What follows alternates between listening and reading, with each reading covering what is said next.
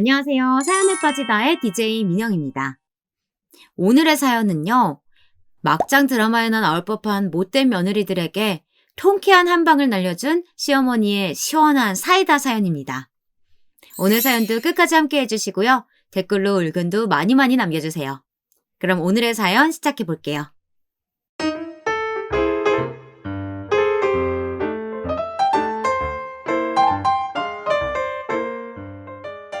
안녕하세요. 저는 올해 65세가 된 사연에 빠지다 애청자입니다. 늘 다른 사람의 사연만 듣다가 이렇게 제 사연을 보내게 되었네요.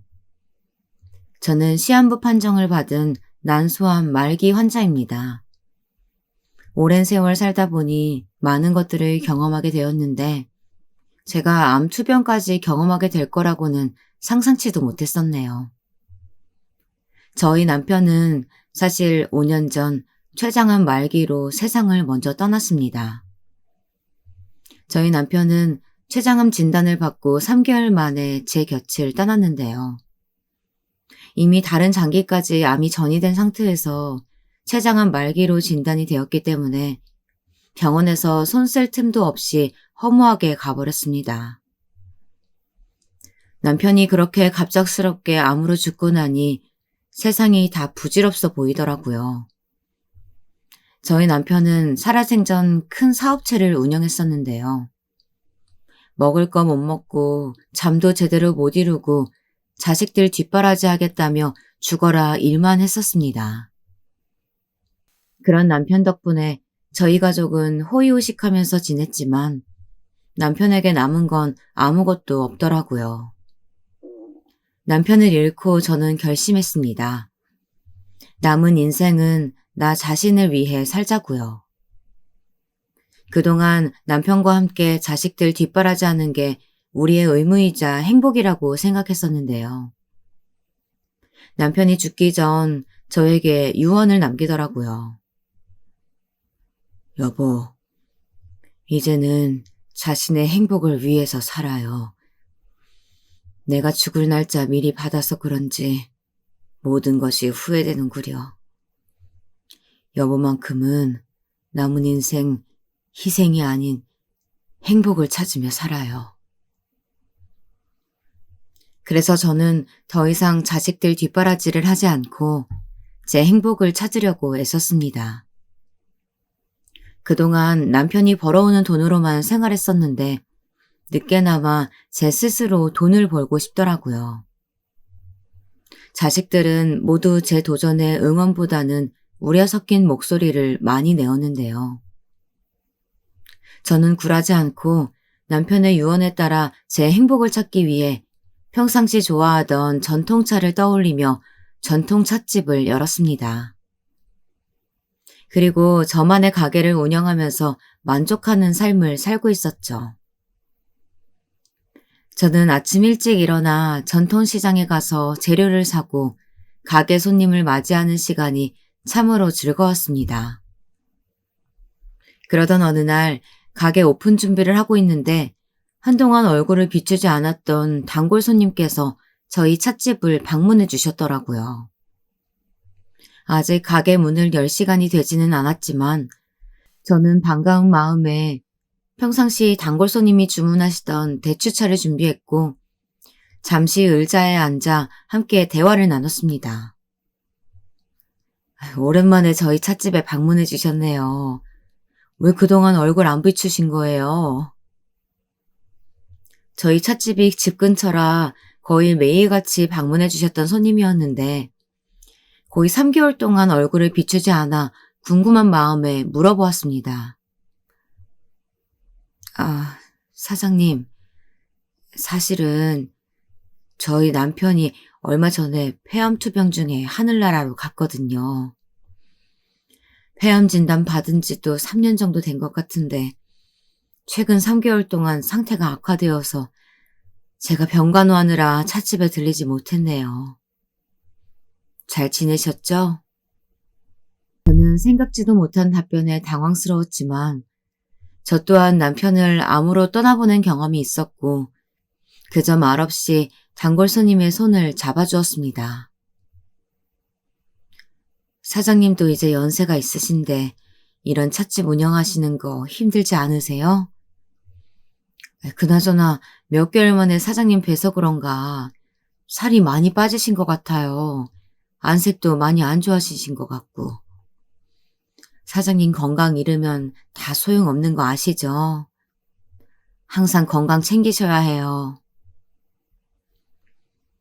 단골 손님의 말을 듣고 어렴풋이 거울 속 제 모습을 보니 정말 얼굴이 형편이 없더라고요. 사실 그 당시 소화도 잘 되지 않고 아랫배가 더부룩한 게 음식을 먹으면 잘 체하다 보니 하루에 한 끼 정도 먹었던 것 같은데요. 저는 적게 먹다 보니 자연스레 살이 빠진 것이라고 생각했었으니까요. 남편을 암으로 떠나보내고 나서 1년에 한 번씩 정기적으로 건강검진을 받았고 그때가 딱 건강검진을 받을 시기더라고요. 아무래도 오랫동안 소화불량이 지속되다 보니 속이 불편했고 위내시경을 받아볼 겸 건강검진을 하게 되었습니다. 그런데 건강검진 결과 남소환 종양표지자 검사 수치가 정상보다 높게 나왔으니 종합병원에 가보는 게 좋겠다고 하더라고요. 그동안 소화가 잘 안 돼서 위에 문제가 생겼을 거라고 생각했는데 생뚱맞게 난소암 관련 소견이 나오니 당황스러웠습니다. 그동안 산부인과 검사를 했을 때는 이상 소견이 단 한 번도 나온 적이 없었기 때문에 별일 아닐 거라고 생각했죠. 그래도 혹시나 몰라 종합병원에서 정밀 검사를 받아보았는데 의사 선생님께서 심각한 표정으로 진료 결과를 말씀 주시더라고요. 이정순 환자분, 난소암 말기입니다. 당장 수술 받으셔야 해요. 그리고 다음 진료 때는 보호자분과 함께 오셔야 합니다. 저는 그 순간이 마치 영화 속 한 장면 같았습니다. 그냥 모든 것들이 가짜인 것처럼 느껴졌어요. 병원 밖을 나와 하늘을 쳐다보는데 하늘이 파란색이 아니라 노란색인 것처럼 보이더라고요. 제 머릿속이 빙빙 도는 것 같았고 순간 어지러워 벽을 붙잡고 한참을 서 있었던 것 같습니다. 그리고 그 순간 죽은 남편이 생각났어요. 여보, 하늘도 무심하지. 우리 천생연분인 건 진작에 알았는데 나도 여보처럼 암으로 세상을 떠날 줄은 상상도 못했어.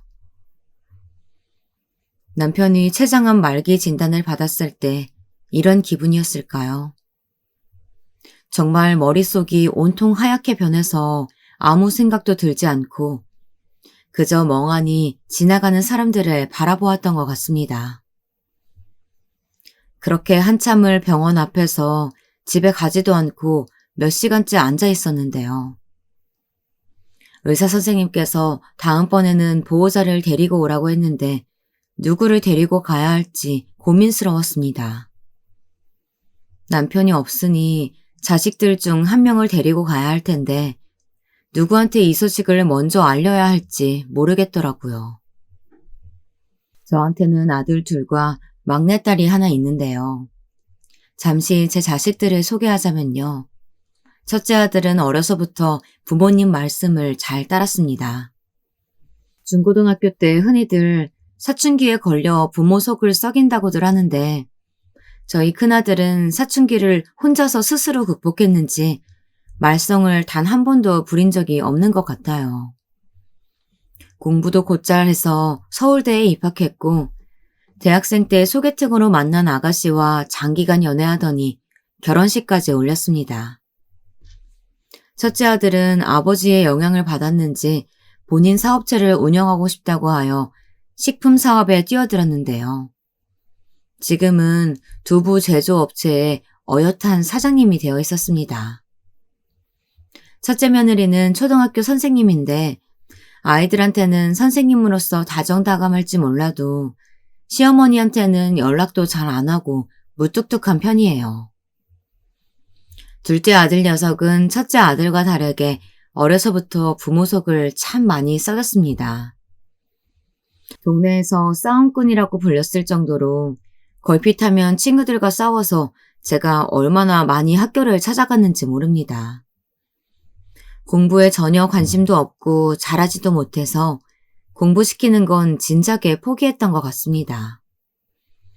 대신에 운동신경이 좋으니 태권도를 가르쳤었는데요. 실력이 나쁘지 않아서 중학교 때 전국체전까지 나간 적도 있었죠. 하지만 고등학교 시절 철없이 나쁜 친구들과 어울리기 시작하더니 열심히 배우던 태권도를 때려치우겠다고 하더라고요. 그리고 결국 대학교 진학도 포기하고 아르바이트를 하며 생활비를 벌었는데요. 그런 둘째 아들의 모습을 보고 있노라면 한심하기도 하고 앞으로 미래가 걱정되었습니다. 그래서 결국 남편이 운영하던 회사에 억지로 취업을 시켜서 일을 가르쳤습니다. 지금은 처자식이 있다 보니 정신을 차렸는지 회사를 열심히 다니고 있어요. 둘째 며느리는 저희 아들보다 8살이나 어린데요. 둘째 아들이 여자친구가 임신했다며 갑작스럽게 저희 집에 데리고 왔고 나이가 어려서 그런지 몰라도 어른 공경할 줄도 모르고 둘째 아들처럼 철이 없더라고요. 그런데 어쩌겠습니까? 곧 손주가 태어난다고 하니 갈 데 없는 둘째 아들 녀석 내외를 저희가 품을 수밖에요. 그래서 그때부터 지금까지 저희 집에서 얹혀 살고 있습니다. 그리고 마지막으로 막내딸이 있는데요. 위로 아들 둘만 키우다 보니 쫑알쫑알 대화를 나눌 수 있는 친구처럼 지내고 싶은 딸을 하나 갖고 싶더라고요. 그래서 첫째 오빠와 7살, 둘째 오빠와는 5살 차이가 나는 누뚱이 딸을 낳았습니다. 저희 딸은 같은 여자라서 그런지 몰라도 아들들과는 다르게 속도 깊고 엄마의 마음을 잘 이해해 줍니다. 막내딸은 현재 유치원 선생님을 하고 있는데요. 어렸을 적 소꿉친구로 알고 지냈던 남자친구와 결혼을 하게 되었습니다. 지금은 슬하에 딸 하나를 낳고 사위와 알콩달콩 살고 있는데 그 모습이 참 보기 좋더라고요. 자식들 중에서도 막내딸이 저에게 가장 살가운 편인데요. 남편이 세상을 떠난 뒤에는 엄마가 많이 적적하고 외로울까봐 친정집에 더 자주 방문하는 착한 딸이랍니다. 자식이 이렇게 3명이나 있긴 하지만 다들 결혼해서 바쁘게 생활하고 있는데 저와 함께 병원에 가달라고 이야기를 하는 게 어찌나 고민스럽던지요. 일단 마음도 추스릴 겸 계속 병원 앞에서 서성거릴 게 아니라 일단 집으로 갔습니다. 저녁 무렵이라 그런지 둘째 아들이 회사를 퇴근해서 손주와 함께 거실에서 놀고 있더라고요. 저를 보자마자 둘째 아들은 왜 이제 왔냐면서 타박을 주었습니다. 엄마, 여태까지 밖에서 뭐 하시다가 이제 들어오셨어요. 오늘 차츰 문 닫는다고 하지 않았어? 오늘따라 엄마가 만들어주는 차돌박이 된장찌개가 너무 먹고 싶어서 일찍 퇴근했더니 집에 안 계시더라고요.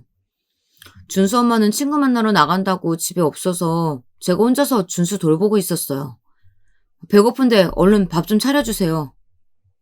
둘째 아들 녀석은 저만 보면 매일 밥 타령을 하는데요. 같이 살아서 그런지 몰라도 결혼 후에도 아내보다는 저한테 굳이 밥을 차려달라고 하더라고요. 그도 그럴 것이 둘째 며느리는 본인이 요리를 못한다며 단 한 번도 가족들을 위해 요리를 해본 적이 없습니다. 요리를 못하면 시어머니 옆에서 곁눈질로라도 배우는 척을 해야 하는데 버릇없는 둘째 며느리는 부엌에 아예 나올 생각조차 안 하더라고요. 그리고 아이를 낳았으면 엄마로서 책임지고 돌봐야 하는데 허구한 날 손주를 저에게 맡기고 밖에 나가서 친구랑 놀기에 바빠요. 둘째 아들도 철이 없는데 동달아 철이 없는 며느리가 집에 들어와서는 제가 도리어 며느리살이를 하는 느낌입니다. 병원에서 난소암 말기 진단을 받은 그날도 어김없이 둘째 며느리는 집을 비웠고 둘째 아들과 손주가 쫄쫄 굶으며 제가 집에 오기만을 오매불망 기다리고 있었더라고요. 저는 심란한 마음도 잠시 얼른 저녁 식사 준비를 하느라 정신이 없었습니다. 그리고 저녁 식사를 하면서 둘째 아들에게 슬며시 제 이야기를 꺼내보았죠. 민서가, 만약에 엄마가 많이 아파서 당장 병원에 가야 한다고 하면 어떻게 할 거야?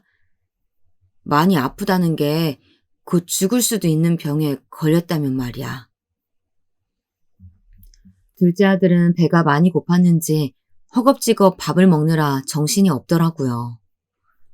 엄마, 무슨 밥 먹다 말고 이상한 소리예요. 죽을 병에 걸리셨어요? 엄마 죽고 나면 우리 회사의 대표이사 자리는 공석이 되는 거니까 제가 사장님 되는 거네요? 그거 나쁘지 않겠는데요? 저는 남편이 운영하던 회사에서 남편이 죽고 대표이사 자리에 바지 사장으로 이름이 올라가져 있었는데요. 둘째 아들 녀석이 뚱딴지같이 엄마가 죽을 수도 있다니까 저 대신 회사에서 대표이사가 될 수 있어서 좋겠다는데 어이가 없고 순간 많이 서운하더라고요. 민석이 너는 엄마가 죽을 수도 있다는데 웃음이 나오니? 엄마가 아프면 얼른 병원에 모시고 갈 생각은 안 하고 엄마 죽고 나면 회사 대표이사 될 생각에 즐거운 거야? 제가 버럭 소리를 지르며 이야기하자 둘째 아들이 많이 놀라더라고요. 엄마, 내가 농담한 거 가지고 왜 이렇게 화를 내세요?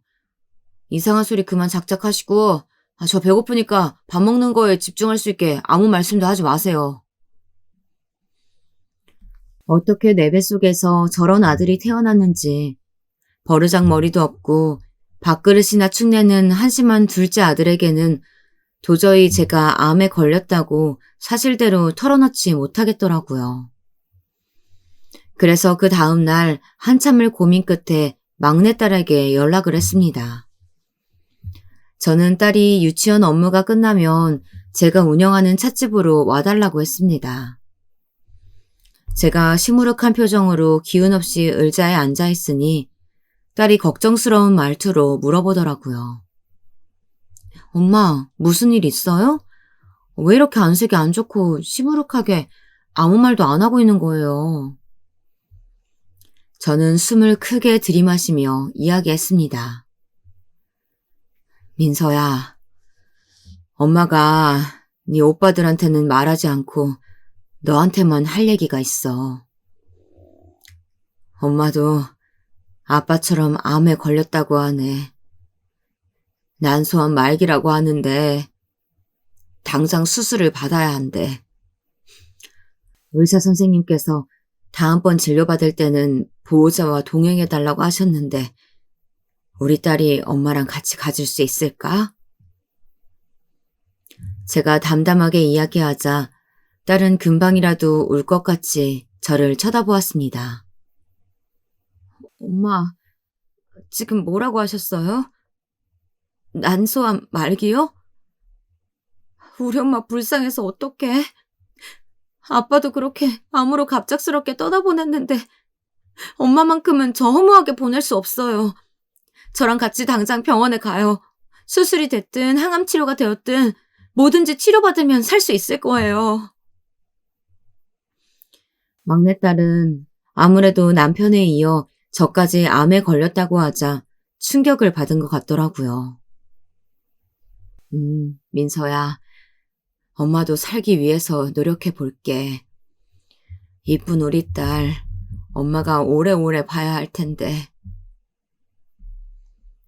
막내딸은 울면서 저를 끌어안았고 저도 그동안 참았던 눈물이 한 번에 터지며 한참을 울었습니다.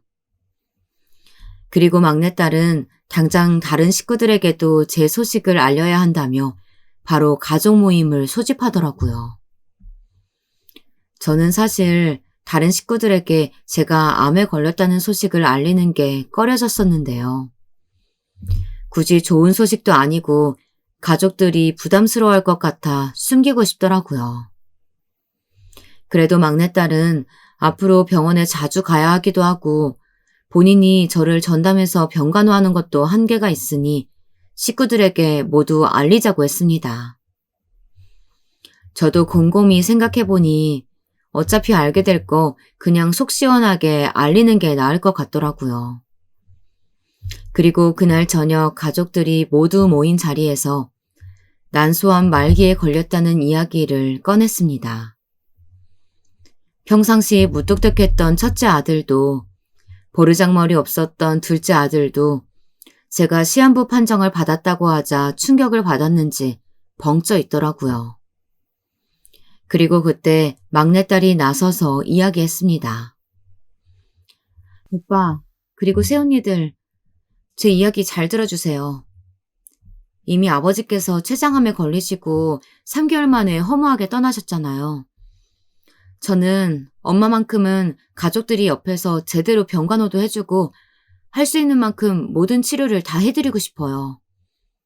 앞으로 누가 저랑 같이 엄마를 병간호해드릴 수 있는지 이야기 나눠보려고 이렇게 모이자고 했어요. 첫째 아들은 가만히 모든 이야기를 듣고 있다가 먼저 대답을 했습니다. 나는 모두 다 알다시피 회사 운영 때문에 바빠서 직접 엄마 병간호를 해드리는 건 어려울 것 같다. 혹시 재수 씨가 엄마랑 집에서 같이 살기도 하고 하는 일도 없으니까 민서랑 같이 병간호 맡아서 하는 건 어때요? 첫째 아들이 콕 집어서 둘째 며느리를 지목하자 저를 그렇게까지 병간호하기가 싫었는지 둘째 며느리가 버럭 화를 내더라고요. 아주버님, 제가 왜 하는 일이 없어요? 남편 뒷바라지하고 집안 살림하고 아기 돌보느라 매일매일 하루가 바빠 죽겠는데 저보고 어머니 병간호 맡아서 하라고 하니 진짜 어이가 없네요. 그러지 말고 큰형님이 하시는 게 어떻겠어요? 지금 초등학교 방학이라 시간도 많이 남으실 거 아니에요. 이번에는 둘째 며느리가 첫째 며느리에게 제 병간호를 떠넘기자 첫째 며느리가 벌떡 일어서며 소리쳤습니다. 동서, 알지도 못하면 가만히 있어. 초등학교 방학 기간 동안 선생님도 방학인 줄 알아? 그 다음 학기 수업 준비하느라 얼마나 바쁘게 지내고 있는데 백수인 동서가 어머님 병간호 하는 게 100번 1000번 맞는 거지. 첫째 며느리가 그렇게 이야기하자 갑자기 둘째 아들 녀석이 나서더라고요. 형수님, 그동안 맏며느리 노릇 하신 적 있으세요? 저희 부부는 집에서 엄마 모시고 살고 있잖아요. 형님도 형수님도 양심이 있으면 바쁜 척 할 게 아니라 엄마가 죽을 병에 걸리셨다는데 발벗고 나서야 하는 거 아니에요? 엄마랑 항상 붙어 지내는 저희한테 떠넘기는 건 무슨 도리에 어긋난 행동이에요. 옆에서 자식들이 서로들 병간호하지 않겠다며 떠넘기고 있는데 그런 모습들을 보고 있자니 제 자신이 쓸쓸해지더군요. 시한부 판정을 받은 그 순간보다도 자식들이 서로에게 저를 짐짝처럼 떠넘기는 모습이 너무나도 슬펐습니다. 그리고 계속 옆에서 지켜보고 있자니 제 자신이 너무나도 비참해질 것 같아 이야기했습니다. 다들 무슨 말인지 알아들었다. 자식들이 열심히 살겠다는데 어른이 돼가지고 자식들한테 의지해서 되겠냐. 내 병간호는 내가 알아서 할 테니까 다들 신경 쓰지 말고 집에 돌아가거라. 더 이상은 나를 친척 취급하듯이 이리저리 떠넘기는 꼴을 못 보겠구나.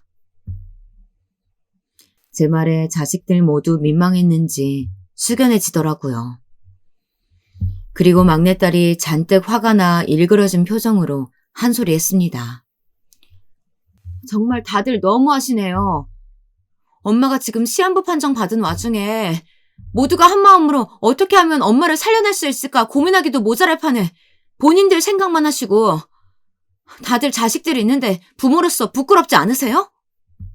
그나마 막내딸이 제 편이 되어주니 마음의 위로가 되더군요. 결국 아무도 제 병간호를 해줄 수 없는 상황이 되자 막내딸은 본인이 다니던 유치원에 휴직계를 냈습니다. 그리고 저의 병간호를 모두 전담해주기로 했죠. 아들 녀석들 키워봤자 소용없다는 게 결혼하고 며느리 소나기에 잡혀 살기나 하지 엄마는 거들떠보지도 않더라고요. 저희 막내딸이 없었다면 저는 보호자도 없이 혼자서 병원에 다니다가 남편을 따라 금방 세상을 떠나지 않았을까 싶네요. 그 다음 날 막내딸과 함께 병원에 갔습니다. 수술 날짜는 항암 치료를 먼저 시작하고 한 달 뒤쯤으로 잡았는데요. 병원 밖을 나오니 벚꽃잎이 휘날리고 있더라고요. 그 모습을 보고 있자니 마음이 편안해지고 세상이 참 이쁘고 아름다운 것들이 많구나 싶었습니다. 건강할 때는 잘 보이지 않던 것들이 아프고 나니 새삼 세상이 달라 보이더라고요. 병원에서는 아무래도 큰 수술이다 보니 저한테 마음의 준비를 하라고 했는데요. 수술하고 운이 나쁘면 바로 죽을 수도 있겠구나 싶더라고요. 그래서 떨어지는 벚꽃을 멍하니 바라보다가 막내딸에게 이야기했습니다. 민서야, 엄마 수술 받기 전에 마지막 여행으로 가족들하고 꽃구경 가고 싶은데 어때? 생각해보니까 아버지 돌아가시기 전에 7년 전쯤인가 니네 둘째 오빠 결혼하고 다 같이 여행 간 게 마지막인 것 같아서 엄마 죽기 전에 다 같이 여행 한번 가면 좋겠다. 저는 가족들과 죽기 전까지 좋은 추억을 많이 만들고 싶었어요. 엄마, 너무 좋은 생각이다. 내가 오빠하고 새언니들한테 바로 연락 돌릴 테니까 우리 다 같이 꽃구경 가자. 막내딸도 흔쾌히 가족여행을 가자며 동의해 주더라고요. 그리고 막내딸과 헤어지고 집으로 돌아가는 길에 둘째 아들 내외와 함께 맛있는 저녁 식사를 하기 위해 이것저것 장을 봤습니다. 그 전날 자식들이 제 병간호를 미루며 실망을 안겨주긴 했지만요. 다들 자기 가정이 있고 바빠서 그런 거니까 좋은 게 좋은 거라고 자식들한테 섭섭해하지 말고 좋은 추억만 많이 남기고 떠나자는 생각이 들더라고요. 그래서 둘째 아들 내외가 평상시 좋아하던 해물탕을 끓여주려고 장을 보고 집에 들어가려는데 문 앞에서 둘째 며느리의 통화 소리가 크게 들렸습니다. 현관문이 열려 있었고 스피커폰으로 해놔서 전화 목소리가 유달리 더 크게 들렸던 것 같아요. 형님, 아가씨한테 연락 받았죠? 아니, 어머님은 그냥 조용히 죽으면 되지 무슨 유난이래요? 생뚱맞게 가족들끼리 다 같이 꽃놀이를 가자고 하시는지 원. 가족이 다 합쳐서 몇 명인데 다 같이 모여서 귀찮게 여행 가자고 하시는지 모르겠어요. 그리고 큰며느리가 그런 둘째 며느리의 말을 받아줬습니다. 내 말이 늙은 노인네가 죽기 전에 별걸 다 해보고 싶다고 하시네. 그래도 우리가 맞춰드려야지 어쩌겠어. 아버님 돌아가시고 어머님까지 돌아가시면 그 많은 재산 모두 우리 거 되는 거 아니야. 어머님 돌아가시기 전에 다 맞춰드려야지. 며느리들 대화를 엿듣고 있으니 망치로 머리를 한 대 맞은 것 마냥 머리가 땡했습니다. 어제까지만 해도 제 병간호를 못 해주겠다며 서로 미루며 날이 서 있더니만 오늘은 며느리들끼리 작당하여 제가 죽기를 바라니까 눈이 뒤집히더라고요. 이것들이 시어머니 알기를 우습게 봐도 유분수지. 그동안 내가 자기네들 살기 좋으라고 그냥 참고 지냈더니 이런 사태가 오고 마는구나. 내 죽기 전에 내 모든 걸 걸고 참교육할 테니까 기다려라. 지금 당장 현관문을 박차고 들어가 둘째 며느리 머리채부터 잡아 끌어내고 싶은 걸 꾹 참았습니다. 그리고 일부러 현관문 들어갈 때 큰 소리를 내니 둘째 며느리가 당황했는지 전화를 다급히 끊더라고요. 어머님, 언제 오셨어요? 오늘 아가씨랑 병원 갔다 오신다고 하셔가지고 일찍 들어오셨네요. 내가 내 집에 일찍 들어오는 게 뭐 잘못된 일이냐? 너는 애가 집에 하루 종일 있으면서 집안일도 안 하고 가만히 앉아 있으면 좀 쑤시지도 않니? 내가 장 봐왔으니까 오늘 저녁에는 해물탕 끓여 놓도록 해라. 둘째 며느리는 그동안 저희 집에 들어오고 온갖 수법을 다 써가면서 단 한 번도 요리를 해본 적이 없었는데요. 이제는 같이 사는 둘째 며느리한테 제가 살아있는 동안만큼은 제대로 밥상을 얻어먹어야겠다는 생각이 들더라고요. 어머님, 저 요리 못하는 거 잘 아시잖아요. 라면 하나도 제대로 못 끓여 먹어서 컵라면 먹는 판에 제가 어떻게 해물탕을 만들겠어요. 항상 어머님이 해주시던 걸 왜 갑자기 저한테 하라고 하시는 거예요? 뭐냐, 말 한 번 잘했다. 그 나이 먹도록 라면 하나 제대로 못 끓이는 게 어디 자랑이라고 큰 소리로 그렇게 떵떵거리는 게야. 혼자서 해물탕 못 끓이겠으면 아까처럼 네 손이 형님한테 전화해서 해물탕 끓이는 방법 물어보던지. 네가 알아서 죽이 되든 밥이 되든 해물탕 끓여놔라. 그리고 앞으로 가족들 식사 준비는 모두 네가 다 하도록 해. 저는 방문을 쾅 닫으며 들어갔고 밖에서는 둘째 며느리가 혼자서 툴툴거리고 있더라고요. 그러다가 1시간쯤 지났을까 둘째 며느리가 밖으로 나가는 소리가 들렸습니다. 해물탕을 다 끓여놓고 나갔나 싶어 부엌으로 가봤더니 제가 장봤던 해산물들을 냉장고에 넣지도 않고 식탁 위에 그대로 놓아두었더라고요. 시어머니 말씀을 무시해도 유분수지. 그동안 제가 오냐오냐 하면서 같이 생활했던 게 후회가 되더군요. 이제부터라도 죽기 전까지 둘째 며느리 교육을 제대로 시켜야겠다고 생각이 들었습니다. 그날 저녁 둘째 며느리는 친구들과 술을 퍼마시고 밤 12시가 넘어서 집에 도착했습니다. 그리고 그 다음 날 아침이 되었는데요.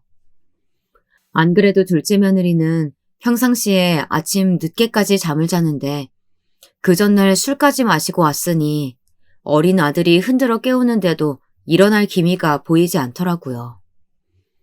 저는 둘째 아들 녀석에게 냉동실에 있는 얼음을 양동이에 가득 담아 물을 부어달라고 시켰습니다. 둘째 아들은 그 많은 얼음을 어디에 쓸 건지 물어보더라고요. 저는 잔말 말고 얼음물을 가지고 오라고 했고 날도 안 더운데 얼음 타령이냐며 심부름 시켰다고 어찌나 툴툴대던지요. 저는 양동이에 가득 담긴 얼음물을 들고 아직까지 자고 있는 둘째 며느리한테 향했습니다. 방 안에 들어갔더니 어찌나 그 전날 술을 많이 마셨는지 술 냄새가 펄펄 나더라고요. 아무것도 모르고 나몰라라 뻗어자는 둘째 며느리의 얼굴을 직접 보니 정말이지 꼴도 보기 싫더군요. 그래서 양동이에 있는 얼음물을 얼굴에 확 끼얹어 버렸습니다. 둘째 며느리는 화들짝 놀라 잠에서 깨어났고 머리카락이 미역처럼 얼굴에 붙어서는 참 보기 좋더라고요. 본인 앞에서 양동이를 한 손에 들고 서 있는 제 모습을 보자 둘째 며느리는 아직 술이 덜 깼는지 막말을 하기 시작했어요. 어머님, 지금 제정신이세요? 암에 걸리셨다고 하더니 머리까지 어떻게 잘못되신 거 아니에요? 어떻게 자고 있는 사람한테 얼음물을 들이부을 수가 있어요? 정말 노인네가 노망났나? 저는 저한테 노망났냐고 말한 둘째 며느리의 젖은 머리카락을 붙잡고 당장이라도 흔들고 싶었지만 둘째 아들과 어린 손주가 방으로 들어와 꾹 참았습니다. 그래, 내가 암에 걸리더니 노망이 났나 보다. 내가 어제 이야기했지? 앞으로 가족들 식사 준비는 모두 네가 맡아서 하라고. 어제도 해물탕 끓이라고 했더니 쪼르르 밖으로 나가서 놀더니만 오늘 아침까지 자느라 가족들 모두 굶길 셈이냐? 그때 마침 어린 손주 녀석이 둘째 며느리에게 안기며 배고프다고 밥 달라고 칭얼거렸는데요. 둘째 아들도 웬일인지 제 편을 들면서 한 소리 거들었습니다. 여보, 엄마가 그동안 음식이며 살림이며 다 도맡아서 하셨잖아. 엄마 몸도 많이 편찮으신데 여보가 이제는 좀 나서서 해야지. 언제까지 그렇게 누워있을 거야. 해가 중천에 떴건만. 이제 그만 일어나서 밥 좀 해라. 둘째 며느리는 아들이 배고프다고 울고 있는 데다가 남편까지 자기 편을 들어주지 않자 마지못해 침대에서 일어나 툴툴거리며 부엌으로 가더라고요. 저는 그저 둘째 아들과 어린 손주와 함께 소파에 앉아 TV를 보며 아침 식사가 완성되기를 기다렸습니다. 아침부터 뭘 그리 거창하게 만드는지 소리는 요란한데 막상 만든 요리를 보니 형편이 없더군요. 테이블 위에는 화면이 까맣게 탄 계란 후라이와 제가 만들어놨던 반찬 몇 가지, 그리고 라면이 올라와 있었습니다. 지금 이걸 나한테 먹으라고 하는 게냐? 암에 걸린 시어미한테 까맣게 탄 계란 후라이 먹으라고 상에 올려준 며느리는 세상에 단 한 사람도 없을 거다. 저는 음식물 쓰레기 봉투를 꺼내 그 자리에서 둘째 며느리가 만든 계란 후라이를 모조리 쑤셔 넣었습니다. 그 모습을 지켜보고 있던 아들 녀석이 이번에는 본인 아내가 안쓰러워 보였는지 제가 들고 있던 음식물 쓰레기를 낚아채가더라고요. 엄마, 이제 그만하세요. 아침부터 이 사람한테 얼음물 끼얹고 아침 식사까지 준비하라고 했으면 충분하잖아요. 엄마가 편찮으셔서 저도 가만히 지켜보고 있으려고 했는데 엄마 행동이 도를 지나치신 것 같아요. 저는 누가 누구한테 도를 지나쳤다고 말하는지 어이가 없어서 헛웃음이 나오더라고요. 그동안 둘째 아들 내외가 저랑 남편이 살고 있는 집에 쳐들어와서 며느리가 밥 한 끼 제대로 해준 적이 있나. 아들 녀석이 스스로 돈벌이를 해서 용돈이라고 건넨 적이 있나. 하나부터 열까지 부모 밑에서 먹고 자고 생활했으면서 저한테 도가 지나치다고 하니 본때를 보여줘야겠다는 생각이 들었습니다. 민식이 너도 엄마한테 호되게 혼나봐야 정신 차리겠구나. 내가 그동안 왜 너네 식구들 품고 살았는지 알고 하는 소리냐? 부모가 되었는데도 왜 어찌 부모 마음을 모를꼬? 내 마음 알아주지 않아도 되니까 이제 니네 분가해서 살 거라. 여기 엄연히 내 집인데 내 마음대로 말도 못하고 행동도 못하니 불편해서 더 이상은 은혜랑 못 살겠다. 일주일 시간 줄 테니 집 알아보고 나가도록 해. 제가 집에서 나가라고 하자 둘째 아들 내외는 모두 그 자리에 서서 입도 뻥끗 못하더라고요. 둘째 아들은 그동안 제가 이렇게까지 화낸 모습을 본 적이 없었기 때문에 살살 눈치를 보기 시작했습니다. 그리고 저는 더 이상 엄마 눈치 볼 거 없으니 편하게 나가 살라고 다시 한번 강경하게 이야기했는데요. 그때 둘째 아들이 며느리를 억지로 끌고 와서 제 앞에 앉히더니 둘이서 무릎을 꿇더라고요. 어머님 죄송해요. 제가 앞으로 어머님 말씀대로 되든 안 되든 요리 맡아서 하고 집안일도 열심히 할게요. 그러니까 제발 저희한테 나가서 살라고 하지 마세요. 어머님 솔직히 돌아가시고 나면 시아버님하고 추억이 많은 집이실 텐데 남의 손에 넘기실 거 아니잖아요. 그냥 저희랑 같이 살다가 저희한테 주시면 되잖아요. 둘째 며느리는 정말이지 눈치가 없는 걸 떠나 생각이 비었더라고요. 그 상황에서조차 제가 죽으면 집을 달라고 하니 말이에요. 이런 걸 며느리라고 받아들이고 제 손으로 밥을 해서 떠먹었으니 화가 치밀어 올라 미쳐버릴 것 같았습니다. 그나마 둘째 아들 녀석은 눈치 있게 무릎을 꿇고 싹싹 빌더라고요. 엄마, 이 사람이 하는 이야기 그냥 무시하세요. 아직 철이 없어서 한 소리니까 그냥 그러려니 하고 넘어가 주세요.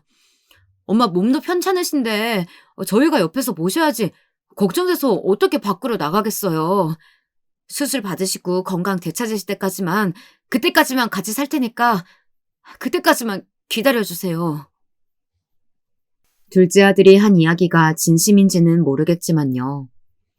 그래도 내 품 안의 자식이라고 제가 겉으로는 집에서 나가라고 했어도 진짜로 당장 모질게 내보내지는 못하겠더라고요. 둘째 아들이 무릎까지 꿇고 싹싹 빌기까지 하는데 눈 한 번 딱 감고 용서해 주기로 했습니다. 내가 이번에 한 번만 기회를 줄 테니 앞으로 너네 둘이 내 앞에서 예의 바르게 행동하고 어른이 하는 말씀에 토달지 말고 알아들었냐? 둘째 아들 내외는 고개를 끄덕이며 감사하다고 머리를 조아렸습니다. 그런데 둘째 며느리와 함께 저를 조롱하던 첫째 며느리한테는 어떤 식으로 참교육을 해야 할지 고민이 되더라고요. 집도 멀리 사는 데다가 마주칠 일이 거의 없었고 서로 연락할 일도 없었거든요. 그런데 웃긴 게 호랑이도 제 말하면 찾아온다더니 둘째 아들과 그런 일이 있고 일주일 뒤쯤 첫째 며느리가 한우 소고기 세트를 사들고 집으로 찾아왔습니다. 마침 둘째 며느리가 저녁 식사 준비를 하고 있어 소고기도 함께 구워오라고 시켰죠. 그나저나 첫째 며느리가 불쑥 연락도 안 하고 저를 찾아와서 어떤 영문인지 감을 잡을 수 없겠더라고요. 항상 무뚝뚝하게 저를 대했던 첫째 며느리는 그날따라 살가운 척 제 팔짱을 끼며 기니 할 이야기가 있다며 방으로 들어가자고 했습니다. 저는 안 그래도 첫째 며느리를 어떻게 혼을 낼까 고민하던 찰나였는데 방으로 들어가서 따로 이야기를 하자고 하니 잘 됐구나 싶었죠. 어머님, 항암 치료는 받을만 하세요? 지난번에 아가씨께 가족들끼리 꽃구경 가고 싶다고 하셔서 제가 다음 주에 대부도에 있는 가족들 모두 묵을 수 있는 펜션을 예약해 두었어요. 근처에서 꽃구경도 하시고 맛있는 것도 많이 드시고 우리 즐겁게 놀다가 와요. 저는 여우 같은 첫째 며느리가 어떤 걸 요구하려고 이렇게까지 밑밥을 까는지 궁금했습니다. 그래, 고맙구나. 네가 나를 보고 싶어서 온 건 아닐 테고 소고기까지 사들고서 이렇게 멀리까지 어쩐 일로 온 게냐? 저를 만나러 온 목적이 뭐냐고 직접적으로 물으니 첫째 며느리는 자리를 고쳐 앉아 무릎을 꿇더니 공손하게 이야기했습니다. 어머님, 지금 시아버님 돌아가시고 나서 어머님께서 대표이사 직함으로 들어가 있으시잖아요. 어머님 큰아들이 사실은 지금 사업을 무리하게 확장하는 바람에 회사가 문 닫을 위기에 놓여 있대요. 저도 얼마 전에 들어서 알게 된 건데 오빠가 많이 힘든지 요즘 술 마시고 집에 들어오는 일이 잦아졌어요. 첫째 며느리는 도대체 무슨 말을 하려고 하는 건지 하고 싶은 말을 빙빙 돌리더라고요. 그래서 그런데 어머님께서 시아버지 회사를 담보로 대출 받아다가 오빠가 급한 불만 끌 수 있도록 잠시만 돈 좀 빌려주시면 안 될까요? 저희 이러다가 정말 망하게 생겼어요. 자식들이 모두 결혼하고 자기 가정 꾸렸을 때는 저를 쳐다도 안 보더니 이렇게 아쉬울 때만 저를 찾아오네요. 결국에 첫째 며느리가 저한테 온갖 아양을 떨었던 건 결국에는 돈 때문이었습니다. 시한부 판정을 받은 시어머니가 걱정돼서 온 게 아니라 돈 뜯어내려고 온 첫째 며느리에게 뭔가 보답을 해줘야 할 것 같더라고요. 그래서 둘째 며느리를 불러 항아리에서 굵은 소금을 좀 퍼오라고 시켰습니다. 첫째 며느리는 왜 갑자기 제가 아무 말도 하지 않고 굵은 소금을 퍼오라고 시킨 건지 의아해 하더라고요. 참 우스운 게 둘째 며느리는 저한테 얼음물 목욕을 당해봐서 그런지 눈치를 채고는 아주 큰 통에 굵은 소금을 한가득 담아 건네주었습니다.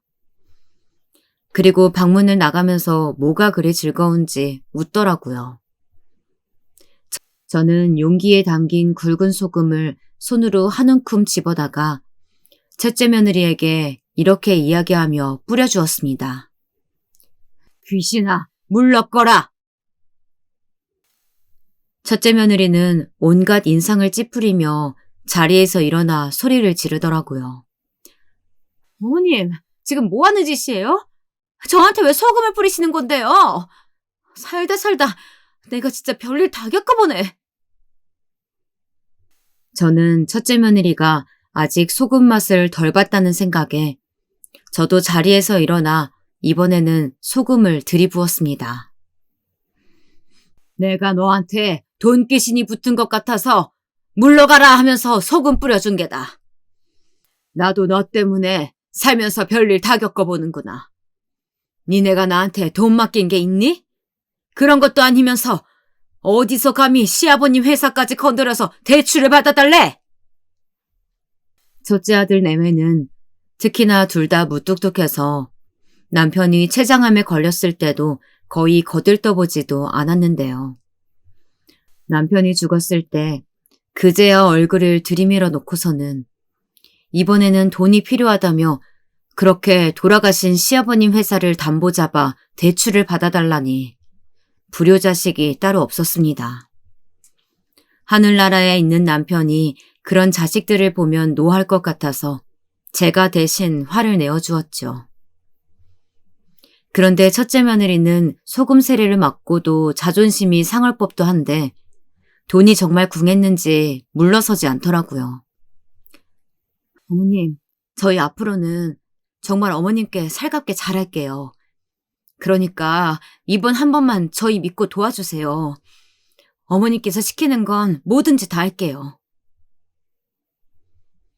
평상시 무뚝뚝했던 첫째 며느리는 닭똥 같은 눈물을 흘리며 콧물까지 범벅이 돼서는 간절하게 이야기했습니다. 이제 곧 세상을 떠나갈 사람한테 앞으로 잘하겠다고 하니 얼마 남지 않은 시간 동안 제대로 잘할 수 있도록 기회를 줘야겠더라고요. 그래서 일단 둘째 며느리와 함께 밖에 나가서 저녁 식사 준비를 하라고 시켰습니다. 첫째 며느리는 알겠다며 벌떡 일어나 부엌으로 향했고 저는 처음으로 두 며느리가 부엌에서 나란히 서 있는 모습을 볼 수 있었습니다. 둘이서 전화통화하면서 신나게 저를 흉볼 때는 언제고 서로들 저한테 바라는 게 있으니 잘 보이려고 투닥거리더라고요. 어찌되었건 이제서야 집안이 바로 서는 것 같았습니다. 식사를 마치고 저는 둘째 며느리에게 설거지를 시켰어요. 둘째 며느리가 첫째 며느리도 있는데 왜 본인한테만 설거지를 시키는지 불만 가득한 표정으로 저를 바라보더라고요. 그래서 저는 첫째 며느리에게는 다른 일을 시킬 테니 걱정 말라며 이야기했습니다. 예, 너는 동서가 설거지하는 동안 내 방 안에 있는 화장실하고 2층에 있는 화장실 청소 좀 하렴. 청소도구는 내가 따로 챙겨줄 테니까 그거 들고 가서 깨끗하게 청소해줬으면 좋겠구나. 첫째 며느리는 이건 아니라는 표정으로 저를 쏘아보았습니다. 어머님, 제가 뭐든지 하겠다고는 했지만 어머님 댁 화장실 청소까지 해야 돼요? 어머님하고 같이 사는 서방님도 있고 동서도 있는데 화장실 쓰는 사람이 청소를 해야지 왜 제가 해야 하는 건데요? 첫째 아들 내외는 가정부를 고용해 집안 청소를 맡기고 있다고 들었는데요. 집안일이라고는 까딱하지 않고 살았을 첫째 며느리에게 참교육을 하고 싶었습니다. 우리 집 화장실이 총 3개였는데 몰랐니? 거실 화장실은 둘째네가 쓰고 있어서 걔네가 청소하고 있고 내가 청소시킨 화장실 2곳은 나 혼자 쓰고 있다. 시한부 판정받은 불쌍한 시애미를 대신해서 맏며느리가 나서서 그 정도는 대신 청소해줄 수 있지. 저는 청소도구와 함께 제가 평상시에 즐겨 입던 빨간색 몸빼 바지를 건네주었습니다. 첫째 며느리는 온갖 표정을 찌푸리더니 몸빼 바지를 입고 화장실 청소를 시작했습니다. 예, 거기 변기 안에 구석구석 닦아라.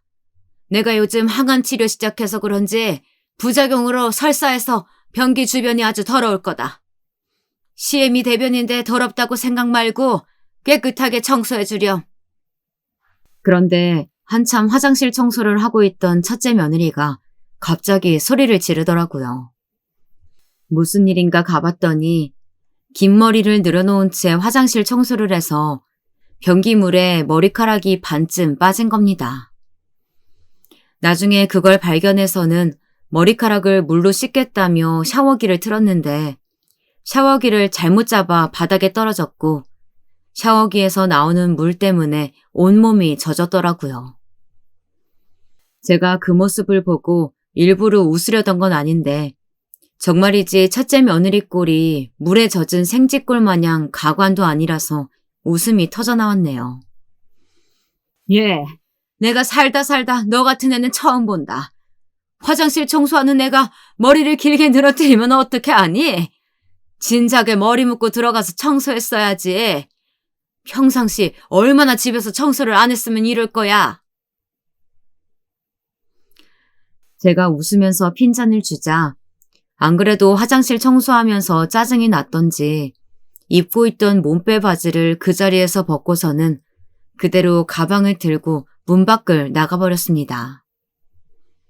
순식간에 아무 말도 하지 않고 본인 내키는 대로 행동하고 나가더라고요. 아무리 시어머니가 화장실 청소를 시켰다고 하더라도 인사라도 하고 집에 가는 게 예의 아닌가요? 저렇게 어른께 예의 범절이라고는 눈꼽만큼도 없는 첫째 며느리가 어떻게 초등학교에서 학생들을 가르치는지 모르겠습니다. 그런 사람을 초등학생 교사로 임명한 학교도 문제가 있는 것 같았어요. 그렇게 저는 이만하면 첫째 며느리와 둘째 며느리에게 참교육을 했다고 생각했는데요. 며느리 둘이서 제 이성을 또다시 잃게 만드는 큰 사건이 발생했습니다. 첫째 며느리가 꽃구강을 위해 대부도 펜션을 예약했다고 하여 모든 가족들이 일제히 그곳으로 향했는데요. 펜션으로 가는 길에 마트에서 미리 장을 봐야 했는데 첫째 며느리와 둘째 며느리가 함께 장을 보겠다고 하더라고요. 사실 저는 둘째 아들 내외 차를 함께 타고 나와서 먼저 펜션에 가고 싶어도 마트에 함께 갈 수밖에 없었습니다. 집에서 대부도까지 1시간 반 정도 거리였고 차에 타고 오랜 시간 이동하다 보니 멀미가 났습니다. 멀미기를 없앨 겸 차에서 내렸는데 마트가 2층으로 구성되어 굉장히 크고 구경할 게 다양하더라고요. 그래서 마트 이곳저곳 돌아다니고 있는데 정육 코너를 서성이고 있던 며느리들을 발견했습니다. 뭐가 둘이서 그렇게 즐거운지 까르르 웃고 있더라고요. 무슨 대화를 나누는지 궁금한 마음에 근처로 걸어가고 있었는데 첫째 며느리가 두 손을 불끈 쥐며 이야기하는 것입니다. 동서, 드디어 결전의 그날이 왔어. 오늘을 위해 우리가 시어머니한테 얼음물이니 소금 세례까지 맞아가면서 어머님 심기 건들지 않으려고 눈치 본 거 아니겠어? 어머님 수술 들어가시면 잘못되실 수도 있으니까 미리 재산 분배 제대로 하실 수 있도록 오늘 유언장 제대로 받아놔야지. 첫째 며느리 입에서 유언장이라는 용어가 나오자 저는 심장이 덜컥 가라앉는 듯한 기분이 들었습니다. 저는 가족들과 마지막 여행이 될 수도 있는 오늘 꽃구경을 하면서 사진도 찍고 맛있는 것도 먹고 행복한 추억을 남기고 싶어서 온 거였는데요. 며느리들은 가족 여행을 가장하여 저에게 유언장을 작성할 수 있도록 유도할 계획이었더라고요. 형님, 그런데 어머니께서 저희가 계약한 대로 유언장을 써주실까요? 솔직히 아가씨만 예뻐하시니까 그쪽으로 재산 몰아서 준다고 발언하시지 않을까 조마조마해서요. 노인네가 암 진단받고 나서는 무슨 딴 생각이 들었는지 영악해져서 예전처럼 호락호락하지 않은 느낌이 들어서요. 걱정 마. 최악의 경우를 대비해서 만약에 어머님께서 아가씨한테만 재산을 몰아서 준다고 하면 상속 재산 분할 소송을 해서라도 뺏어와야지. 정말 노인네가 조용히 죽으면 되지. 갑자기 시어머니 노릇하겠다고 꼴값을 떨어가지고 지난번에 화장실 청소하다가 죽을 뻔했어. 첫째 며느리와 둘째 며느리는 그저 제가 죽기를 바라며 어떻게 하면 더 많은 재산을 분할받을 수 있는지 그 방법을 궁리하고 있더라고요.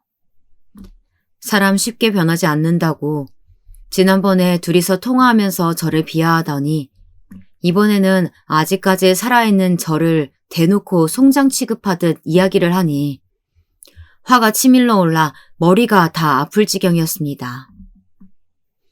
저는 그 자리에서 며느리들한테 달려가 화풀이를 하고 싶었지만 가족들이 다 함께 모여있을 때 개망신을 주기 위해 꾹 참았습니다. 그리고 모른 척하고 다시 둘째 아들 차에 올랐습니다. 제가 차에서 내릴 때와 다시 탔을 때 표정이 달라져 있으니 둘째 아들이 눈치를 보더라고요. 곰곰이 생각해보면 첫째 아들과 둘째 아들 모두 며느리와 미리 짜고 저에게 그날 본인들에게 유리하게 유언장을 쓸 수 있도록 계획한 건 아니었을지 의심이 갔습니다. 아들과 며느리들 간에 짜고 친 고스톱이 아니라고 하더라도 저는 이제 더 이상 첫째 아들과 둘째 아들 내외는 신뢰할 수 없었고 가족보다 더 못한 사이라고 느껴졌습니다. 그리고 펜션에 도착했을 때는 막내딸과 사위 그리고 손자가 미리 도착해서 저를 반갑게 맞이해 주었는데요. 언제 준비한 건지 펜션 주변을 풍선으로 꾸며놓고 엄마 사랑해요. 오래오래 건강하세요. 라는 문구가 적혀있는 현수막을 거실 한쪽 벽에 걸어두었더라고요. 역시 저를 진심으로 생각해주는 건 막내딸밖에 없는 것 같았습니다. 몇 분 전까지만 해도 며느리들 계략에 치가 떨렸는데 막내딸을 보니 마음이 따뜻해지는 기분이 들더라고요. 그리고 막내딸과 함께 펜션 밖으로 나와 얼마 떨어지지 않은 유채꽃밭을 거닐었습니다. 노랗게 핀 유채꽃을 보니 잠시나마 모든 근심 걱정이 사라지더라고요. 내가 내년 봄에도 이렇게 이쁜 유채꽃을 다시 볼 수 있을까? 시한부 판정을 받기 전까지는 몰랐는데 살 수 있는 기간이 얼마 남지 않다 보니 아쉬움이 남는 건 어쩔 수 없는 것 같았습니다. 한참 막내딸과 밖을 소성이다가 저녁 식사 시간이 되었는데요. 가증스러운 첫째 며느리와 둘째 며느리가 열심히 저녁 식사 준비를 하는 척 하더라고요. 둘이서 귓속말을 주고받으며 낄낄대는데 마트에서 그랬던 것처럼 제 이야기를 하며 조롱하고 있는 것은 아닌지 같은 공간에 있는 것만으로도 불쾌한 생각이 들었습니다. 식구들이 많이 모이다 보니 식탁이 풍성했지만 항암 치료로 인해 식욕도 떨어지고 소화가 잘 되지 않으니 많이 먹지 못하겠더라고요. 그런 제 모습을 발견하고는 셋째 며느리가 저를 걱정하는 척 운을 뗐습니다. 어머님, 왜 이렇게 많이 못 드세요? 암 환자들은 단백질과 열량 섭취를 많이 해야 한다고 하던데 여기 구워놓은 소고기 좀 드셔보세요.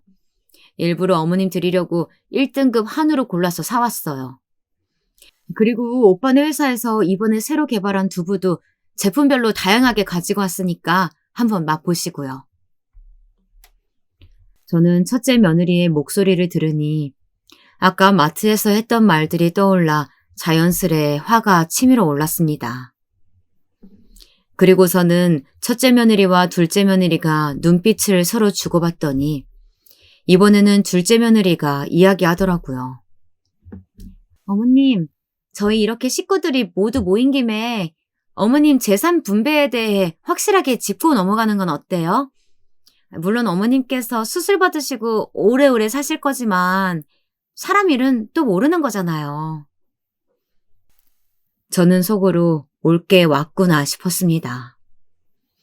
며느리들이 언제 유언장 이야기를 꺼낼까 싶었는데 이제서야 이야기를 하더라고요. 저는 거두절미하고 행동으로 보여주었습니다. 그 자리에서 일어나서 첫째 아들 녀석 회사에서 만들었다던 두부를 양손에 하나씩 들고는 하나는 첫째 며느리, 하나는 둘째 며느리 얼굴에 범벅으로 처발라 눌러주었습니다. 두부가 뭉개져 두 며느리 얼굴에 찰싹 달라붙어 있으니 그 꼴이 참 우습더라고요. 너네가 내 며느리라고 그동안 내 친자식처럼 생각해서 나한테 섭섭하게 행동해도 그냥 그러려니 넘어가고 시댁살이 안 시키려고 노력했다. 근데 그 대가가 이런 거냐? 내가 시험부 판정 받았을 때는 아주 그냥 둘이서 덩실덩실 춤을 췄겠구나. 저는 두부를 두 며느리 얼굴에 뭉갠 것만으로는 화가 덜 풀려 목소리가 점차 격앙되더라고요. 좋다. 내가 여기서 확실히 하마. 내가 살아있는 동안 내 전 재산은 모두 우리 딸, 우리 막내딸 민서 앞으로 다 돌려놓을 테니까 내가 죽고 나서 재산 때문에 형제들끼리 다투는 일은 없을 거다. 내가 깔끔하게 처리하고 끝낼 테니 다들 앞으로는 내 재산 넘볼 생각들 하지 말 거라.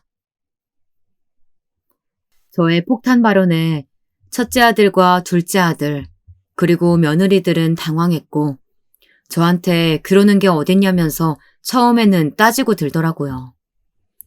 제 발언은 절대 달라지지 않을 거라고 강경하게 대응하자 특히 며느리들은 제 양쪽 다리를 하나씩 붙잡으며 잘못했다고 싹싹 빌더군요.